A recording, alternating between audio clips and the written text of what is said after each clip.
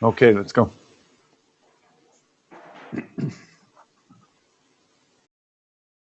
All right. Good afternoon. Good morning. Good middle of the night to everybody. Thank to each of you for joining us today. Thanks to our audience for coming online.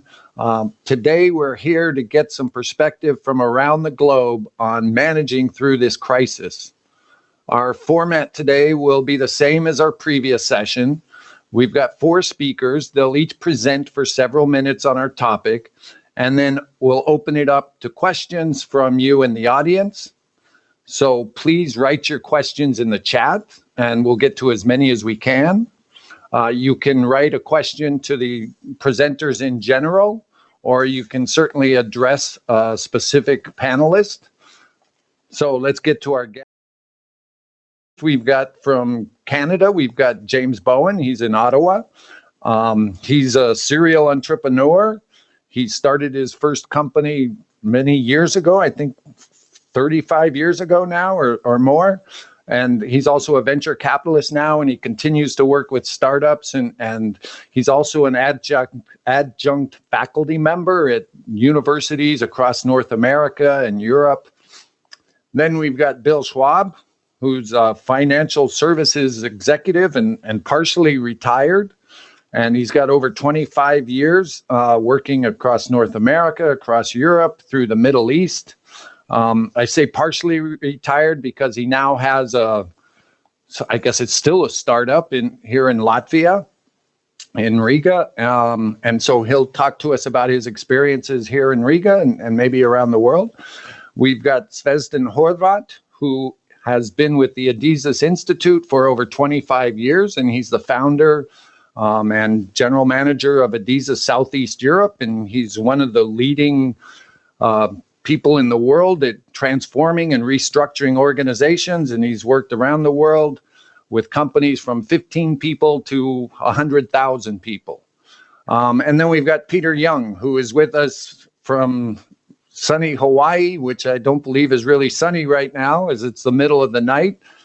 Thanks for joining us. He's with the East-West Center, which is a public nonprofit organization that is building relationships between the United States and Asia and the Pacific. Right? Thanks to all of you for joining and giving us your time. Peter, I want to start with you. In your work in the East-West Center, you have regular interaction with Asia, currently, and also China. Currently, we're seeing China slowly open up again. And I'd like you to tell us what you've been hearing from your contacts there about the situation and how China's opening. Yeah, thank you very much, Greg, and welcome to everybody here. It's an honor to be on the panel with such esteemed colleagues. I think that it's important to say at the outset that my work with China is both interior and dealing with China policy, as well as U.S. federal government, State Department-oriented policy analysis. So if you sense a bit of bias at times, I'll up front. But I think that the question starts off really nice in that we know that China now, after the fact, and analyzing the situation, the Wuhan virus, as it was originally called, really failed to warn the public of the coronavirus threat for several days. It's been estimated as much as 2 weeks. What we know now is that that had the ability to press forward a virus that we now know is very contagious. Just as a sidebar, with experiments at the University of Hawaii Medical School and elsewhere, we found that the coronavirus has the ability, the droplets, to spread as much as 8 or 9 meters being spewed out. So the situation was critical before anybody really knew it. So that presented some interesting policy issues. But there's what I want to kind of talk about in terms of forking off of that is China's response. So China, as we know, did a fairly good job in terms of attempting to flatten the curve for the contact of the virus in Wuhan. But we also know that it spread very quickly throughout the country, and we now discovered that it's throughout the region. What is interesting, just as, again, a sidebar, there are approximately 22,000 Americans amongst other expatriates that live in the greater Wuhan area. So it's not as if people coming in and out of China are just in the dozens. We're literally talking thousands are moving back and forth to our various and from our various countries.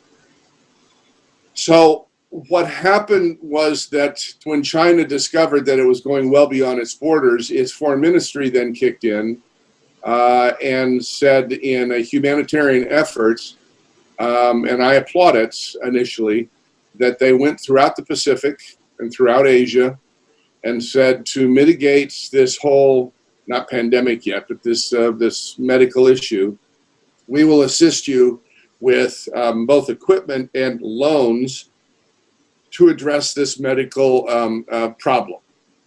The operative word was loans. And so the debt/humanitarian effort, 0%, but nevertheless allowed them to graciously enter into several island nation states under the guise of humanitarian efforts, but understanding that the hook was that they were giving loans for the building of hospitals or building out medical clinics, etc.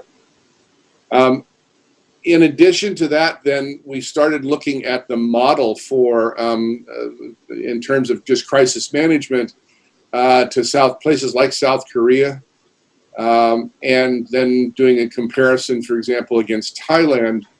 And we discovered that because of the very draconian measures that South Korea had taken, and the clusters that were discovered in the religious orders in both Osan and several 52 other locales around South Korea, that their immediate reaction and interaction with the population allowed South Korea to weather this pandemic in a fairly, from a medical perspective, in a fairly reasonable way. We look at Thailand, and Thailand took a fairly laissez-faire approach to its dealing with. Their grace is that there's very little travel at the time between China and Thailand from the region, and so their number of cases has been kept fairly low, but because of their laissez-faire kind of approach to this medical pandemic, they kind of, how do I want to put this? They avoided a real catastrophic issue based on their locale. What is continuing to be interesting from a policy point of view is both Italy and Spain, and now the United States, in terms of just the gross numbers. As of this morning, we went over 2 million cases across the globe and 125,000 deaths. That said, you have a situation where leadership at the national level, in many cases, has dictated the amount of cases being dealt with. And the number of testing, the testing ability being stretched to the thinnest levels that we've ever seen in any kind of medical pandemic. This includes SARS and MERS and other corona-based viruses. And so I think going forward, as we at the center are looking at, this is going to be as much as a medical issue as well as a governmental policy and leadership issue in dealing with and managing this crisis. If you don't have the leadership at the top dictating this and that and explaining in a transparent way, the people will not follow. So one of the things to bring it home, and my lovely palm tree and beach in the background, is that our governor and our city and county mayor for Honolulu specifically actually set out and put in place some very draconian kinds of efforts. When the K-12 schools closed, so did all the universities for extended periods. When they said we're going to close down restaurants, they closed down all restaurants. Hotels were closing down. We actually discouraged tourists from coming to Hawaii. And so we went from the potential or projected 1,500 cases, and we're not done yet, to right now we're just at about a little over 500 cases, and we were projected to be in the potentially hundreds of deaths, and we just hit our 10th death here in the islands. And that's the result of the leadership and the measures that we put in place immediately. This was not kind of over a 3 or 4 week period, but it was done within like a 48-hour period. That's what needs to be analyzed going forward from the very largest countries to the very smallest municipalities. So I can kind of continue on some sub-subjects, but I'll let my colleagues speak to their particular slice.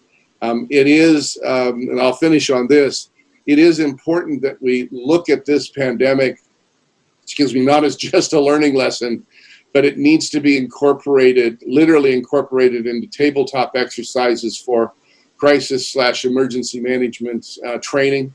And there is no question in my mind that we need to bring in all of the elements of a pandemic that are being exposed right now, the social fabric, the economic fabric, as well as military. And I don't mean to militarize this, but this has a potential of being having affected military posture in various regions. So with that, Greg, I give it back to you. Sure. One quick question. So in some countries in Europe, you're hearing that they're going to start relaxing things and slowly open up. But do you have anything from your leadership on a time frame for that in Hawaii? We are looking to actually the countries that supply us with all tourists at what they're doing, Korea, Japan, Southeast Asia, and to some extent the People's Republic of China. And until they begin to say that their efforts will be lifted somewhat or completely, we're a little bit cautious about lifting our own kind of requirements here in the islands. Remember, if you drive 3 hours, you've just driven around the entire island twice. So we're not that big, and if something hits, it hits us very, very hard. Okay, I got it. All right, James, I want to move on to you now and talk a little bit more from the business perspective. We've seen in this crisis that companies have basically taken 3 approaches to dealing with it. And the first is that they continue as they're currently operating, but move into a mode of crisis management. And, we've seen that with transportation companies and others that can continue to operate. A second approach is that the current operating model, business model, isn't really working anymore because supply chains and customers have dried up. And so these companies are really looking to reinvent their business model somehow, maybe just for the short term, but maybe longer as well. And an example might be companies that supply fresh foods to restaurants. And those restaurants are no longer open, so these companies don't have customers. And so they have pivoted to supplying consumers and delivering to homes the fresh vegetables. And a third approach is simply for an organization to cease operations and go into hibernation. Some of that is driven by lack of demand. A lot of it is driven by government regulations, for instance, in movie theaters and some places in restaurants where they're just told to close. And so for you, I'd like you to comment on that second approach, which really requires some rapid innovation. have you seen this reinvention of business models with the companies you work with, and what advice could you give to companies that are trying to do this? Thanks, Greg. Some of what I want to pick up on is what Peter had said as well. So let me start from the very top.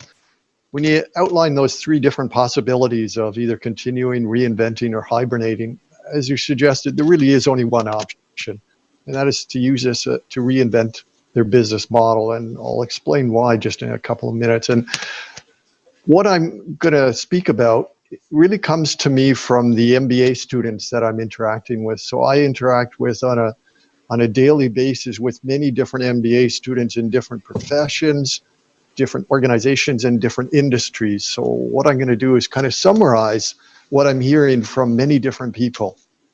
So let me speak about it tactically and strategically.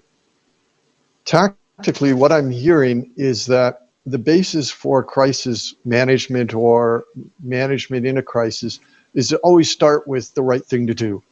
And that is always people and the environment, including other living things. So throughout the industry, we're seeing all kinds of companies stepping up, putting aside profit, putting aside, the shareholder concerns to focus on people, revamping their assembly lines or their capability to produce masks, shields, personal protection equipment, etc. We're seeing that all over North America. Companies stepping forward to revamp what they're doing to supply that critical medical need. So what I'm hearing for in terms of best practices is following. Leaders need to keep people's focus on using their talent to make a difference. We have all kinds of people that can do wondrous things when they set their creativity and imagination to it. For example, in the healthcare industry, people coming up with ideas to use schools, which are now closed, as makeshift hospitals. So, Peter spoke about a very much a top-down kind of approach to management. And I would also say that of equal value, or maybe even of greater value, is a bottom-up approach. People are very creative when they have a problem and they have the freedom or the latitude to solve it. So we're coming up with all kinds of different solutions to solve these problems. But leaders should focus on reducing anxiety and giving clear instructions. So the political leadership is focused on, people are concerned with their income. People are concerned with their health. And the political leadership is saying, these are the solutions. If you can reduce people's anxiety level, then they can spend their time focusing on developing the solutions.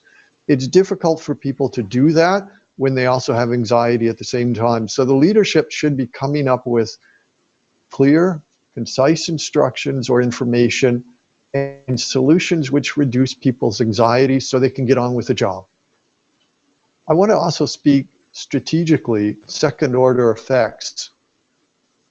This, as Peter suggested, is more than just an interesting learning exercise. This is likely to have profound fundamental changes in both the economy and in society. And to understand those second order effects, we need to start with the following three premises or major ideas.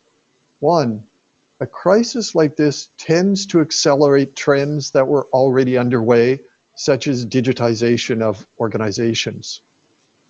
Two, it tends to make policies and organizational approaches that suggest something is not possible suddenly possible.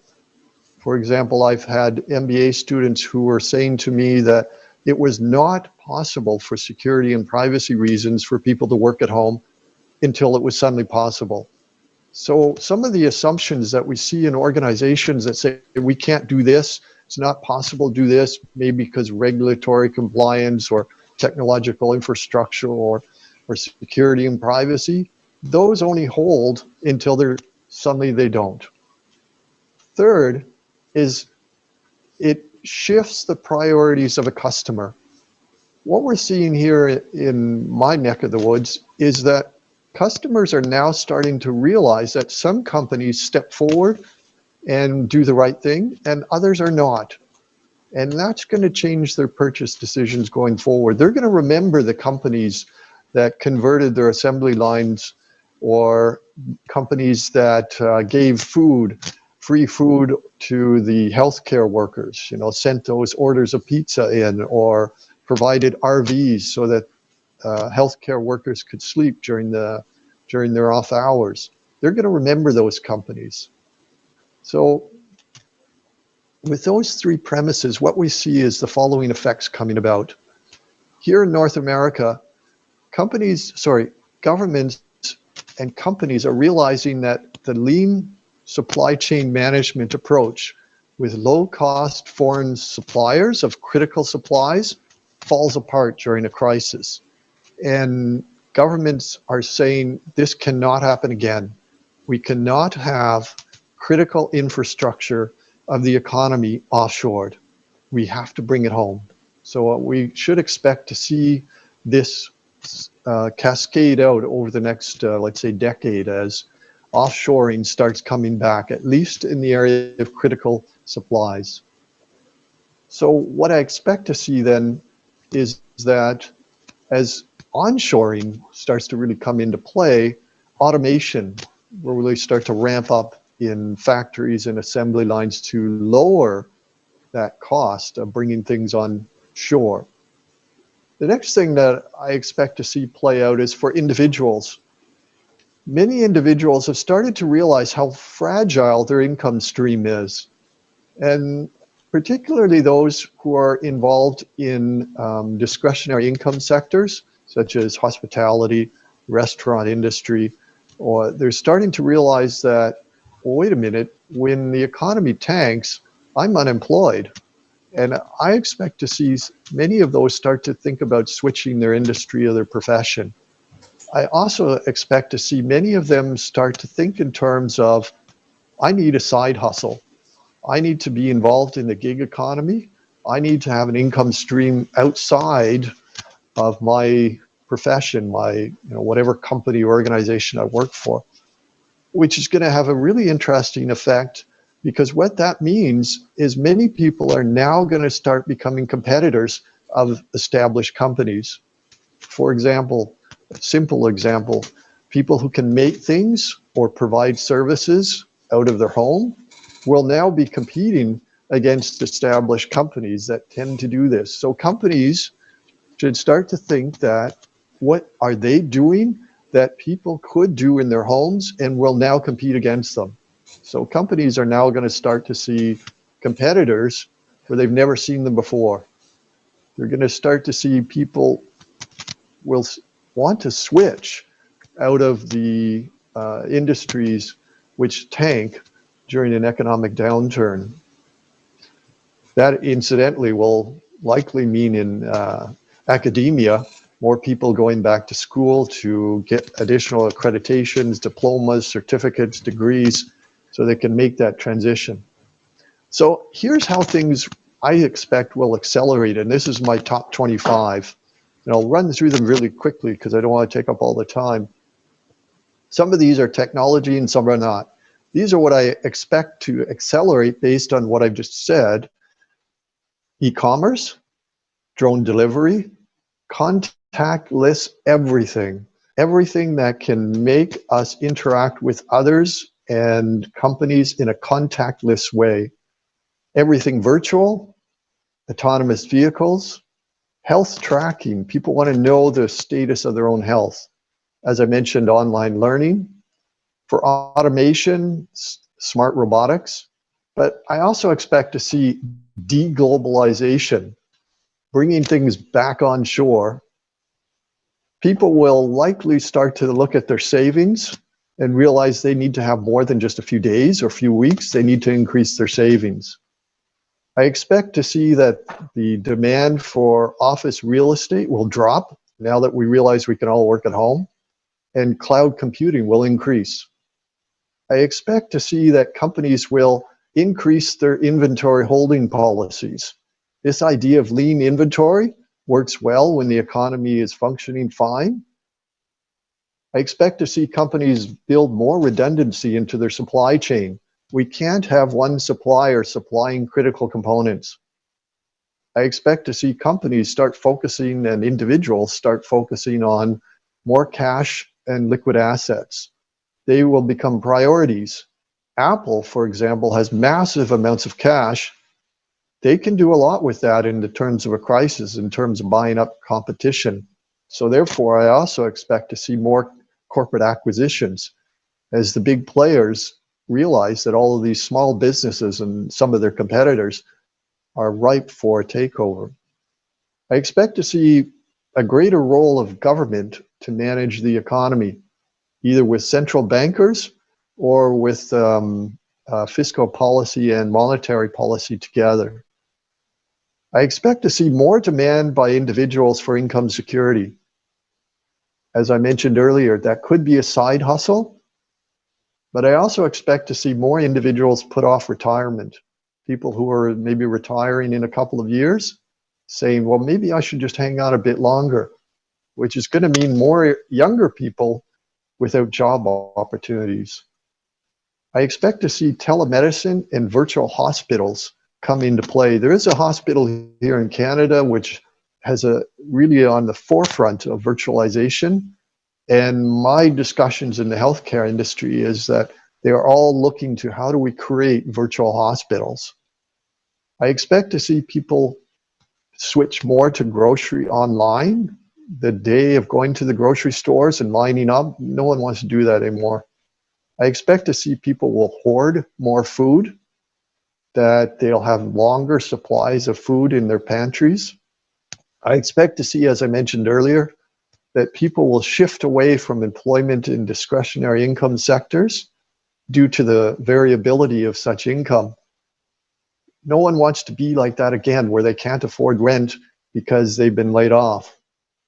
And I also expect to see interest rates will remain low for the foreseeable future. The economy cannot afford, without massive bankruptcies, higher interest rates. So we're likely to see over the next foreseeable years, low interest rates. So in summary, based on your question, Greg, continue the business model? No. Hibernate? No. The only viable answer is this is time to reinvent your business model, because if you don't do it, your competitors are doing it. And I'll turn it back to you. Okay, thanks, James. That's a lot of change that you outlined, and a lot of opportunity in there from everything you described. So Bill, I want to move to you then. Where do you fit in that model? How is your business doing now, and how do you see it changing and developing and moving forward? Okay, let me describe my business quickly. I have I first came in 2001 to Latvia and did a Pan-Baltic mortgage program for the Baltic American Enterprise Fund, which is part of USAID's technical assistance. And that was knocked on. That was a private equity model, and we sold that business. I 4 years ago grabbed hold of the technical platform, which was an end-to-end platform we built ourselves, opened it up to broader communication, create web apps for customers, realtors, and investors. And so we just created a digital end-to-end mortgage platform, which we've been rolling out. And we have both a lending license and a brokering license. And so it's about throughput and doing more and more mortgages for people. We also offer various real estate services on a digital platform already. So we came into this, and it's a small startup business with a dozen employees. And we came into this with a lot of young employees, with young families. So working remotely for family needs was a common experience for us. Several of the employees have young children. So when things hit here, they hit very fast, because more than half of the employees had children that were out of kindergarten or out of school. So we immediately went to remote work. Let me say that I teach at Riga Business School. Greg, I think you misinterpreted my life, because I'm far from retired, because this job is sucking 10 to 12 hours a day. And then I teach at Riga Business School. I teach organizational behavior to undergrads, and I teach risk management, of all things, to graduate students. So I have a lot to talk about in class right now. So, and again, in both of those coursework is about frameworks. How do I go about managing my life? We're teaching at our Riga Business School, and in any entity we're at, our obligation is to teach people to lead, teach people to manage. So you look for a framework, and the framework that I've been trying to adapt and build into everything here in a very, very open, transparent way, invite everybody to it, is first, I'm trying to monitor the situation clearly and stay on top of the types of information that that Peter shared, because everybody has that on their mind. Everybody has that on their mind. So we have to be up on that information. The healthcare issues are driving the economic and industry issues and consumer issues. So the first thing to deal with is knowing what's the information out there.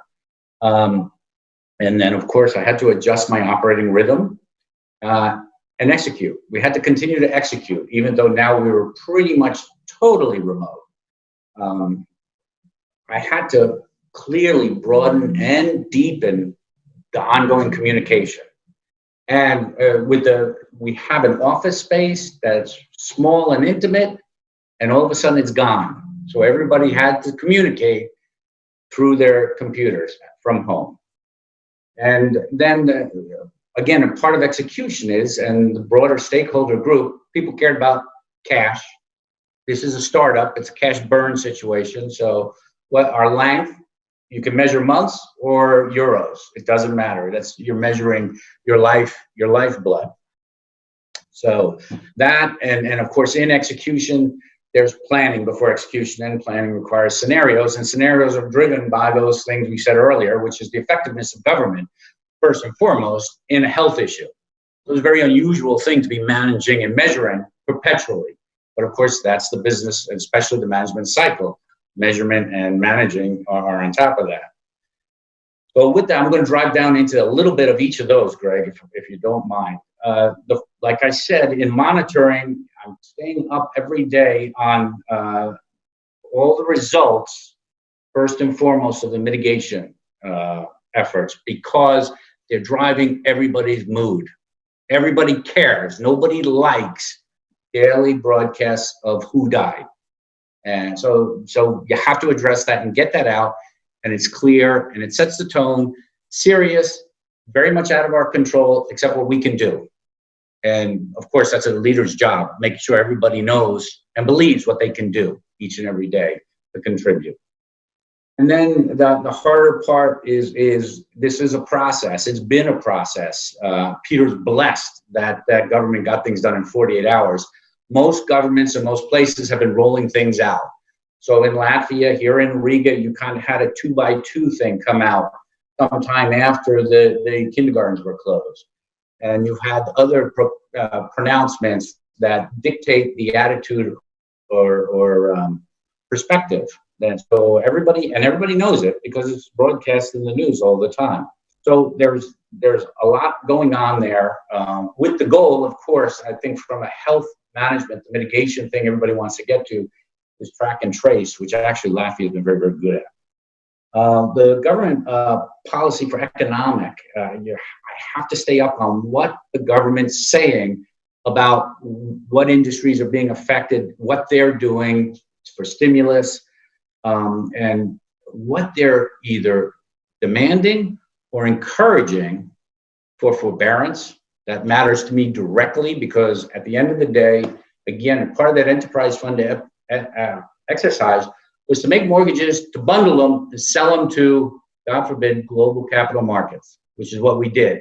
And that's a supply chain that includes rating agencies, global investors, top-notch banks, investment banks, asset managers, all sorts of people that are fairly sophisticated. So you're feeding a very data-driven information chain, and you have to know what's impacting them. And those things like whether forbearance policy is dictated or recommended, and it's impacted by daily news. Like yesterday in the news in the US, it had reached up to 2 million people asked for forbearance of their April mortgage payment. That's a big number, and most of those were in government government-backed mortgages, which happens to be one of the biggest subsets of mortgages in Latvia, government-backed mortgages. So, which generally means low down payment mortgages. So behavior and consumer behavior matters a lot based on what government policy is. And of course, that drives global investment appetite too. And then the pure economic indicators, how the government's doing and how's the economy's doing with unemployment, with GDP. And I think everybody knows Latvia has been lagging a little bit in the Baltics. And I'll just give you an example of a little bit. In Lithuania, there's 8 billion in mortgages outstanding. In Estonia, there's 8 billion in mortgages outstanding. Latvia is 4 billion. So there's a laggard here. So again, this is about closing gaps. And so there's a lot of work to do. And so those things, as well as the dialogue around restarting restarting the economy and what they're saying about what and when, and what does that look like, which pushes you right back up into the medical of things. Very much monitoring what's happening in the environment this is about capital distribution. It's about lending. So bank credit appetite and behavior, and credit appetite is shrinking right now. And so we're canvassing like crazy and trying to stay on top of that and monitor that. I mentioned the forbearance scheme, which of course are going to drive or mitigate delinquency rates, which matter because that's a quality indicator for global investors. And then the credit performance, of course, of everybody. Are people paying things back? Then internally, I'm looking at and sharing every day with the team metrics I had shared weekly with the team, and that is web traffic to the web apps, to the website, to the web apps, lead volumes, application volume, mortgage payment performance. So everybody knows the health card. How's the dashboard for the company look? Is the company succeeding or not succeeding? So that is the monitoring and staying on top of it and sharing to the extent you can. I impacted, of course, the execution and business rhythms. As soon as we hit this crisis, I took care of personnel issues that were hanging out there as soon as I could. Because, of course, even in a small business, sometimes you have personnel issues.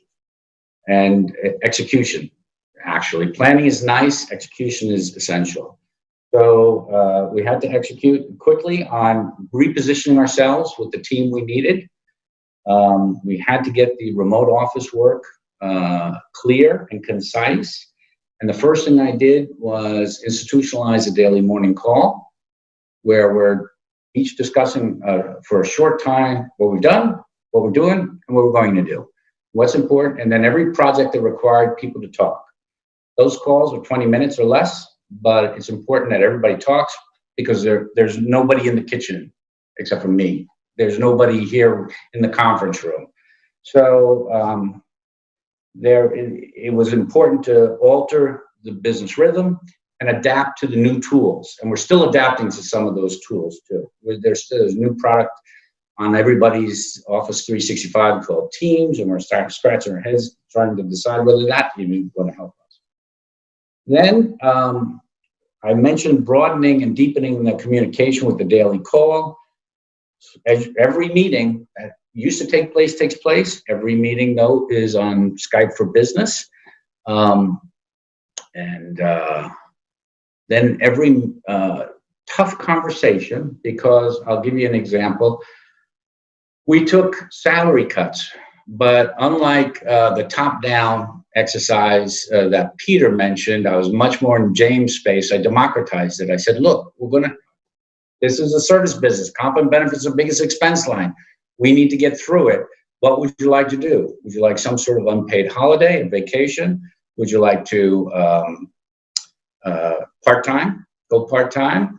Or would you like to take a salary cut? And universally, everybody said, I'll take a small salary cut to get us through this. So, but I democratized some of the harder decisions with the facts to the extent I had the facts, and I was sharing the facts so everybody could make those decisions. There's probably not every decision that can be democratized, obviously, but I democratized everything I could and continue to. And of course, we have alternative ways too. People will WhatsApp each other as much as they'll email each other, depending on the nature of the conversation. So there's a variety of tools. And I try to share with everybody always, what's the decision tree? What are the inputs to make decisions? So, so that there's clarity. All righty. So that's the employee communication. With the council and my investors, we immediately had an extraordinary meeting to talk about how we wanted to look at the business and the funding needs and how we'd like to go about the capital requirements and that decision tree, and realizing forecasts and scenarios. And of course, scenarios have to be driven by some variables that I'm not in control of, but certainly I'm in control of all my internal KPIs and metrics. And again, in the context of what's going to impact global capital, because again, when you come here in 2001, there are no deposits. So there's no deposits to lend. So you have to attract global capital. So global capital is the appetite that I look at perpetually. What matters always is the customer and what's driving the customer. So getting our messaging right with the customer during this time, we repositioned all our messaging in our ads and on our website. And we've had an alternative brand we've been thinking about rolling out. We're waiting for a few milestones, and we think actually this environment might have them. So there's actually fresh new things going out there. Again, to something maybe James said, that we become more of a portfolio brand entity as opposed to just a digital platform. Of course, I mentioned before canvassing the credit environment with local bankers, and not just credit appetite or credit behavior, but the process itself, how people get to yes, if they get to yes. And then managing, of course, with vendors and landlords. What can we do? How do we conserve capital the best or most efficiently with you? And what do we need? What's a nice to have? Of course, I developed a technology platform. I gave the IT people everything they needed or everything they asked for. Now it's up to us to really figure out what do we need. And then finally, the cash and budget scenarios identified at each operating level so that we know the milestones to the extent we can and what they're driven by, because the shape of the recovery is a big part of how you sit down and now have to plan for capital. There's no foreign direct investment occurring right now, and there's very little credit being dispersed right now. So how do you sit down in a business, a platform, a little fintech that was built to distribute capital efficiently and then support it in global capital markets? How does that sit down and identify each of those milestones that are driving it internally and externally, with those externals being brand new milestones like, have we flattened the curve? Or is your workforce safe? Can your customer base even think about moving? Can your customer base shop for a home? Can your customer base do a face-to-face with a loan officer? So there's a lot of interesting things, Greg, going on. Business has changed. And you probably heard a lot of all three of your variables, because I've approached it like a process in a process framework.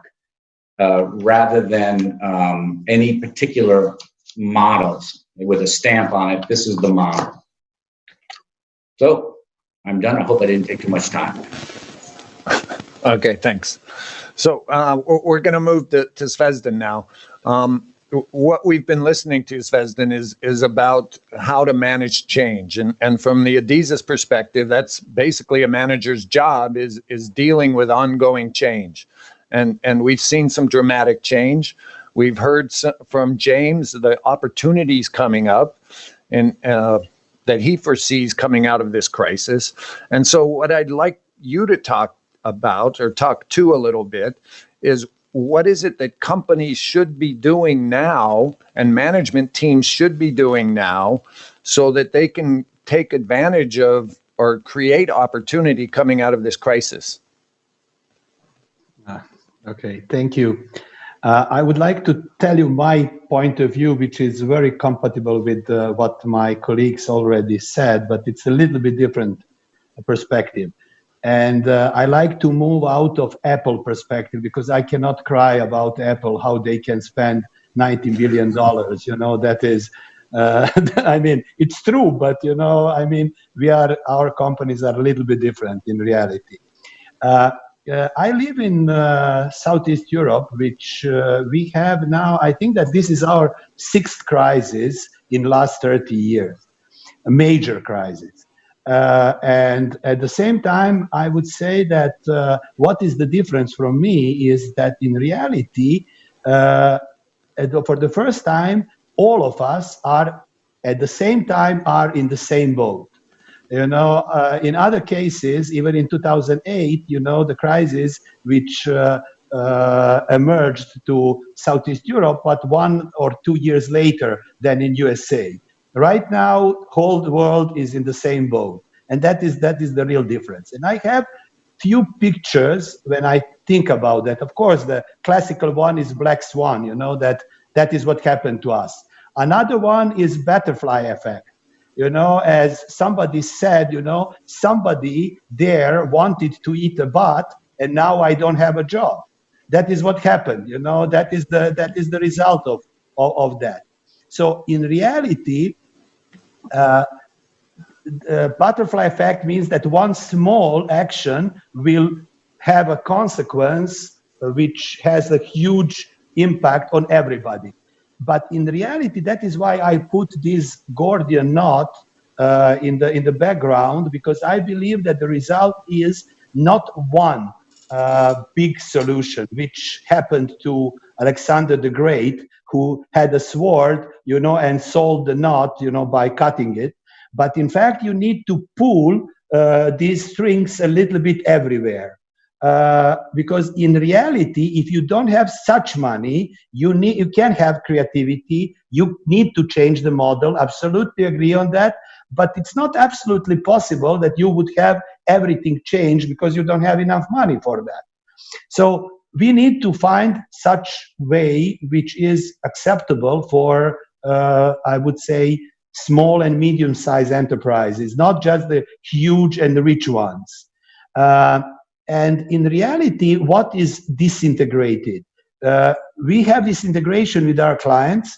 We have this integration with our operations, with our people and our money. So all things are disintegrated. That is what's happening right now as a result of such black swan, or whatever you call that, trauma, organizational trauma. We can call it that way as well. So which are the shields we have? First, and the most important shield, is organizational culture. Culture is, if we go into that means organizational values, attitudes of key people, climate, and that is your first shield, because all these things will be, all the actions will be directed based on what you have here. Do you want to fire people? Do you want to keep people? What do you want to do? What is your perception of the business? If you are strong here, then probably the influence of the trauma would not be so high. The others are other systems. You know, do you have a systems in place? Do you have managerial processes in place? All these are different type of shields, especially for the small and medium-sized enterprises. If they do not have things in the place, they are very much exposed to trauma. And at the end of the story, they will lose everything. So in reality, what is my perception is that we harvest the results of the previous work. So if we have done many things before, you know, I have many clients which today they tell me, you know, we should have done, I don't know what. But unfortunately, they have not. So in this case, we are now back to the basics. But of course, if we cannot do that, the business of leadership is to give hope and to show leadership. For us, it means, you know, to do something. I usually like to say, do you know why the toilets in Germany are clean? And the answer is because they clean them. So if we do not have optimism and and we do not have the such passion to lead our team, nothing will happen. Even in Bible, you can find that somebody who will knock on the door will be open. Otherwise, nothing will happen.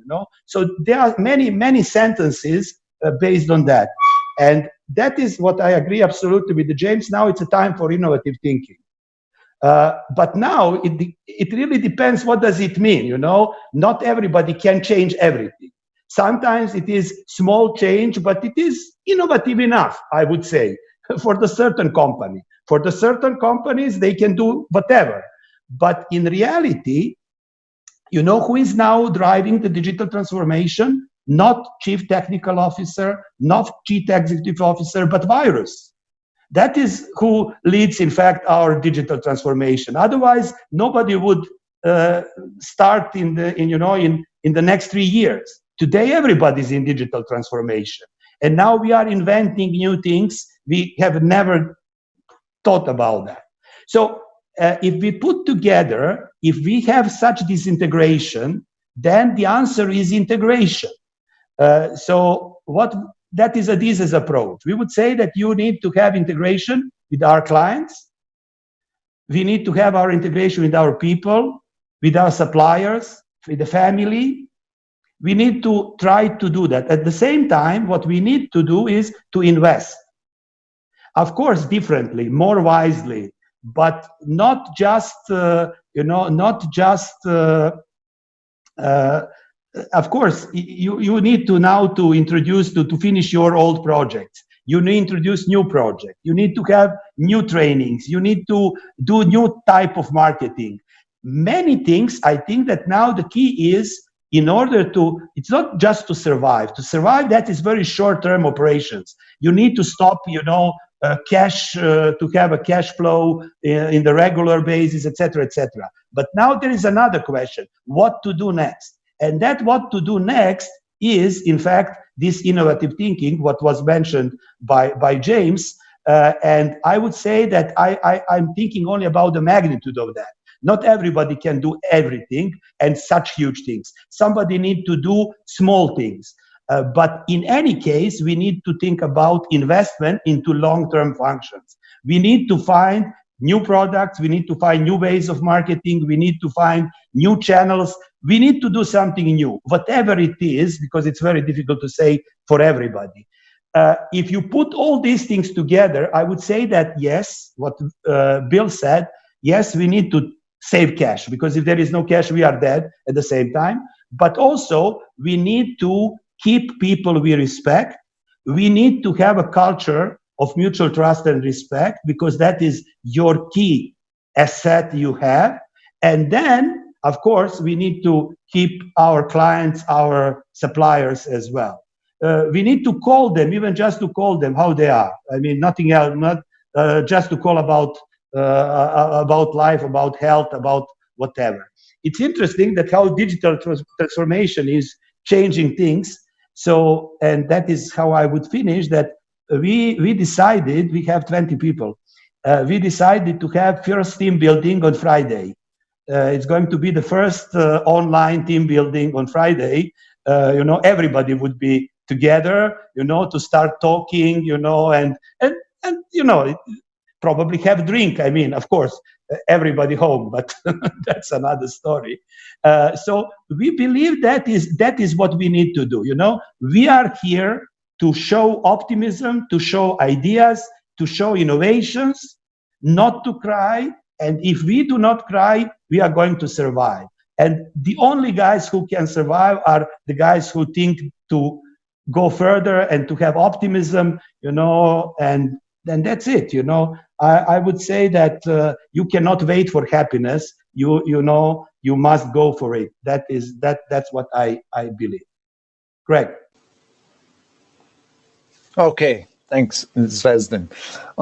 I've got a question that comes out of this discussion today, is that for decades now, we've seen, and especially in the last 10 years, 20 years, we've seen the economy, global economy, has been on like steroids. It's just full speed ahead. grow, grow, grow, make as much money as you can. And now we've seen the global economy come to a screeching halt. And out of that, I think one of the things we're seeing is that people are having to spend time with themselves, with their families. And maybe they're rediscovering some quality of life, that it's not just quantity of life. And so maybe you can, how will that, my question is, how will that impact the economy as we come out of this crisis? James, you want to speak to that? Sure. So there's really a couple of aspects on what you're talking about. One is whether people are going to change their perspective on what it is that they want out of life. And the second is on the economy itself, in terms of whether the economy and steroids can keep chugging along. So let me deal with the second one first. So we have seen the economy and steroids. There is been, in the last few years, massive amounts of money floating into the economy.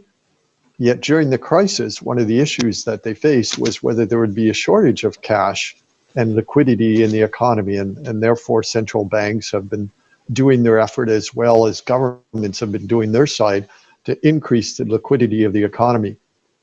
What that has resulted, of course, in is a massive debt load.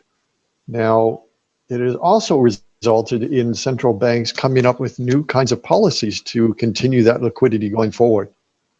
Whether that party will continue on after the crisis is interesting, because, as I mentioned earlier, it suggests that government is taking a greater role in managing the economy than we've seen previously in previous decades. If government takes a greater role of managing the economy as opposed to consumers and businesses, in the United States, for example, consumers are the biggest drivers of the economy. If government starts overtaking that role, that has profound implications in terms of innovation. It has profound implications because government managing economies tends to favor big companies. And it's not where big companies outside of, let's say, the Apples, etc. Big companies don't tend to be the sources of innovation. So we may actually see, with government managing the economy, managing to ensure that big companies and well-established companies survive, we might actually see a decrease in innovation in the startup community or innovation in general. So there is a potential downside on innovation. There is another potential downside in that sooner or later, all of that debt has got to be paid. And that means that, as I suggested, interest rates have to remain low, and that can't continue forever. Let me talk about your second point, and that is people changing the personal perspective on life. And I also alluded to that in terms of the way that they're going to run their lives. I also expect to see that the people will start to value income security. They will start to value interacting with people more, and they might, it's possible, start to value higher level things than just money. So how that exactly is going to play out, whether that means they might take out more hobbies, they might get involved in more social projects. We have seen this message that has come out over the last 2 months. You know, everyone's in it together. The frontline workers, healthcare workers are heroes, and we all need to do our part. So there may be an interesting society shift of people looking at, well, we are all in this together, and maybe I should be doing my part rather than just making money. Okay, go ahead, Peter. I was just going to say, we're also going to see a labor redistribution across nations. I'll just give you Hawaii as an example. An incredibly huge number of Hawaii's citizens have at least 2 jobs just to pay for the high cost of living out here. Now, we can talk about paradise a whole bit later. But that said, that's happening actually across the United States collectively. We see community after community having its citizens really requiring 2 jobs just to make ends meet. This pandemic, I think, has forced us to think about the redistribution of labor, in part to address James' point of how government is going to handle both the financial flow as well as the dynamics of business collectively. The idea of startups and so forth is great, but the problem is people still have bills. And so I think that we're going to have some retrofitting of government programs relative to labor and industry before we'll see some positive changes in the whole monetary flow. Okay. So I've got a question here from one of the listeners. When do you think that we'll start to see a recovery in Europe and North America? Zvezdan, do you want to try that? I would tell you, we had in the last weeks, we had few webinars, seminars, whatever is the name, and it's interesting that people are, waiting to start. So I would see that I would say that there is a positive expectation. So it really, and I don't know, is it false expectation? That is the question, because it looks that now all the measures will be tightened, so that probably in a month that people will start. I know that some huge companies, they say that 3 months is from beginning to the end of the pandemic. That is what I heard from one of the multinationals. That is their forecast. At the same time, because in China it was less than that, but for Europe they predict 3 months. Anyway, I think that now that people are preparing themselves and the good companies preparing themselves, because that would be the rush after the pandemic stopped. Market is going to be empty somehow. So I think that now we are going to have a run to see who is going to win in that race after that. I believe the best are the best because they prepare the best. So that's the. Otherwise, if you are not doing right now preparation for end of pandemia, you are in trouble. Okay. Greg, Oh, can go I ahead, jump Jim. in on that one? Yeah. So I look at it that there's 4 different elements of the economy which have to come together. One, of course, is the production of the product itself. 2 is the transportation or the movement along the supply chain. 3 is the ability to purchase that product and acquire it. And 4 is the demand for the product itself. So if we look at each one of those, starting off with the production of the product, many of the companies, the big production companies that produce products outside of fruits and vegetables produce, are still in business. And some of them have transitioned their assembly lines to produce, medical supply equipment. As we've seen with China, as people go back to work, we should expect to see the production of product increase really quickly. Outside of potentially fruits and vegetables, which require migrant workers, and there's issues with social distancing of migrant workers. So we might see on fruits, vegetables, produce, a slowdown until that catches up and they are able to put social distancing or sanitization for workers who are out in the field. Then we see the supply chain itself, the movement of the product. That's by airplane, by truckers, by ships. We have issues around that. I have seen some of the airlines start to transition their airplanes into cargo planes so that they can move the product. Once the transportation industry has dealt with the issue of sanitizing or protecting their workers, I expect the supply chain to continue on. I don't expect to see much of a downturn in the supply chain. The third, of course, is the ability to buy that product. Currently in grocery stores and department stores and retail outlets are closed. But I am seeing companies like Walmart adapt the way people buy products in the store itself. Having shields at the cashier, having the cashier change their gloves and wash their hands every half hour. Those mechanisms are now in place. So the retail environment should open fairly quickly. The last element of that, of course, is demand. For products, that demand is pent up. Cars, cell phones, tables, chairs, clothing, that demand is still there. People just haven't had a chance to buy it. Where I see an issue is service-related demands where people have to interact with others, getting a haircut, going to a resort, sitting in a movie theater. No one wants to do that. Cruise ships, hotels, no one wants to go there anymore. So when we're looking at the economy recovering, the structure has changed such that I think it can recover relatively quickly. Some elements of demand are lost. In the supply of services, they will never recuperate. Canceled airplanes over a couple of months. That revenue is gone forever. Not so much the products. People still want to buy a cell phone. They just haven't had the opportunity to.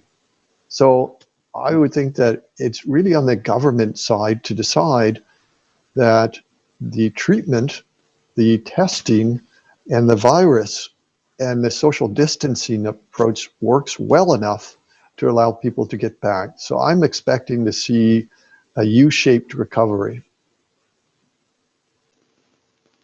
Peter, you wanted to jump in. Unmute. Yeah, there you go.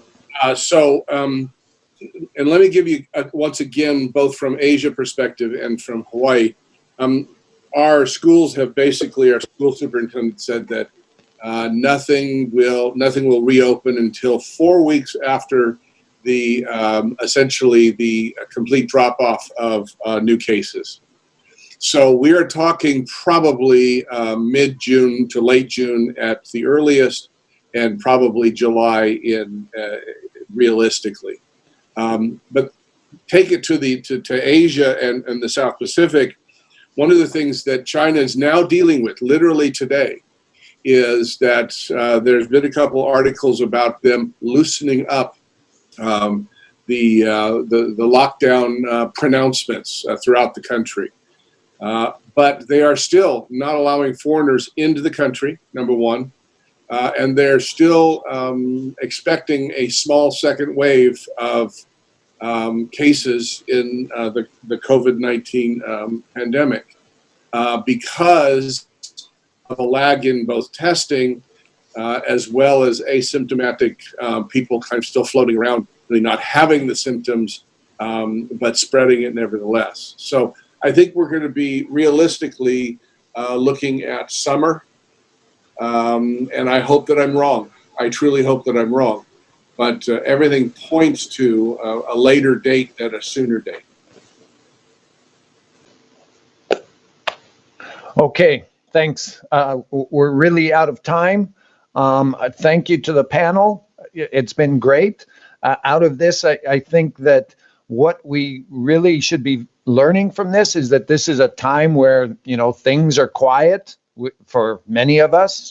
Some people still have strong businesses going, but for a sizable part of the population, things are quiet. It's a time for internal reflection, not only personally, but on your company, to be able to plan for how you're going to adapt to the new environment. What will that new environment look like? And what will our new business model look like? And James gave a lot of ideas about, opportunities coming out of this, the way things could change.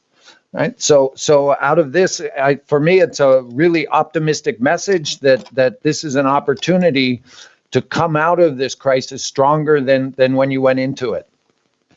So thanks to the panel. Thanks to everybody for listening. Stay apart, stay healthy, but keep it together. Thank you and goodbye.